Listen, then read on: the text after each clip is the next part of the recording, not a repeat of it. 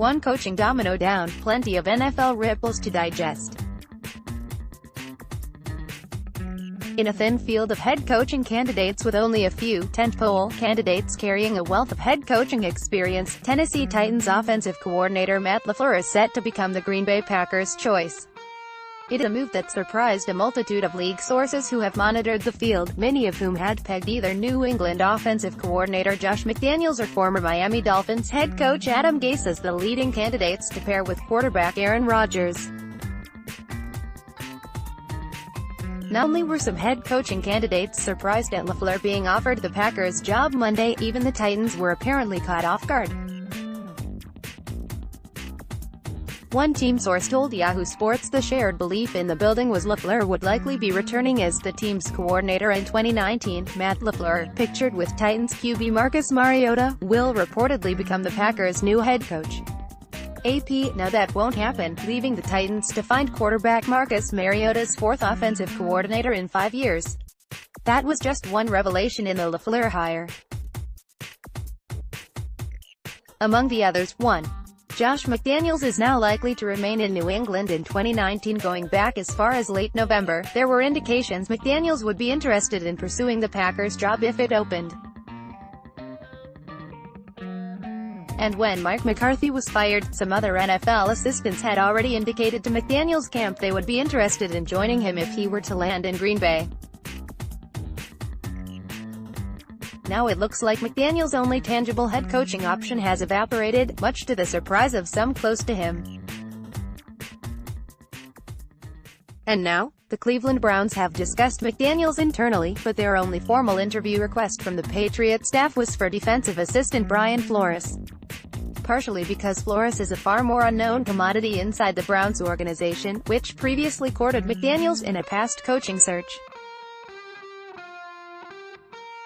But also because there is concern over how McDaniels would fit with the Browns' current structure, which includes shared power between chief strategist Paul DePodesta and general manager John Dorsey. The end result is McDaniels likely remaining in New England next season, where he is believed to be the highest-paid coordinator in the NFL. Point 2. LaFleur could challenge Aaron Rodgers but not threaten power structure. So what did Green Bay get in LaFleur? First, a take from inside the Titans.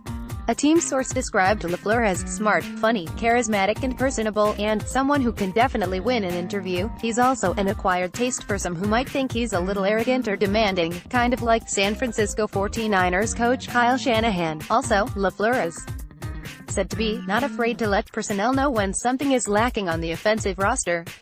According to the source, LaFleur was also a guy who rallied the offensive roster after the Week 8 bye, running a balanced attack under less than ideal injury circumstances. All that sounds like head coach material, which the Titans believed he was, albeit with some thinking he would have another year or two of play calling under his belt before this kind of job offer materialized. Another league source outside the Titans added that quarterback Kirk Cousins clicked with LaFleur a great deal when the two worked together with the Washington Redskins, with Cousins seeing LaFleur as a close extension of one-time Washington offensive coordinator Kyle Shanahan. Add that LaFleur also has earned admiration from Los Angeles Rams head coach Sean McVay and former Houston Texans head coach Gary Kubiak, and he has no shortage of respected backers in the league. The flip side of the hire, resonating questions from an NFL crowd on why the Packers passed on more seasoned candidates for someone who has called plays for only one season. Can LaFleur handle Rodgers, who ran over McCarthy for much of 2018 and might be in need of both scheme innovation and someone who will check him when necessary? Why did Atlanta Falcons coach Dan Quinn let LaFleur leave the team before the 2017 season, when he was the most sensible replacement for Shanahan? And following LaFleur's 2017 offensive coordinator season with the Rams, why did McVay let LaFleur depart that franchise for Tennessee, rather than giving him some play-calling duties? None of these questions suggest something is wrong with LaFleur, mind you. It's simply an illustration of why some question hiring a coach with limited play-calling exposure over multiple candidates with more experience in that realm, or with actual head coaching experience. Part of the underlying suggestion is that while LaFleur represents risk, he is also a hire who carries the attraction of not being a threat to an existing power structure. He's going to be in Green Bay to coach, whereas candidates like McDaniels or Gase would have certainly pressed on the personnel department as well. There's no ambiguity about whether LaFleur will have more influence than second-year general manager Brian Gutekunst. He won't. There is also no ambiguity that Packers president Mark Murphy is firmly at the top of the franchise pyramid, with little worry of surrendering any juice whatsoever to a head coach. The Rams' Sean McVay left talks with quarterback Jared Goff, right, as offensive coordinator Matt LaFleur stands between them during a practice in 2017, AP 3. Reaching for a McVay is firmly a trend in this NFL cycle. We probably could have guessed this with Cliff Kingsbury getting NFL head coaching interviews, but LaFleur underscores it to an even higher degree. The two chief selling points on his resume are, LaFleur having been a coordinator under McVay for a season in 2017, and having been the chosen quarterbacks coach for Shanahan in 2 different offensive coordinator stops. NFL teams are in love with young, aggressive coaches who offer a background in some wide-open or creative offenses.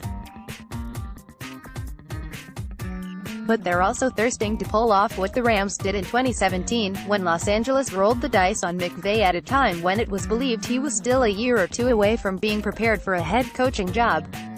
That gamble paid off huge for the Rams, and now other NFL franchises are willing to attempt some replication.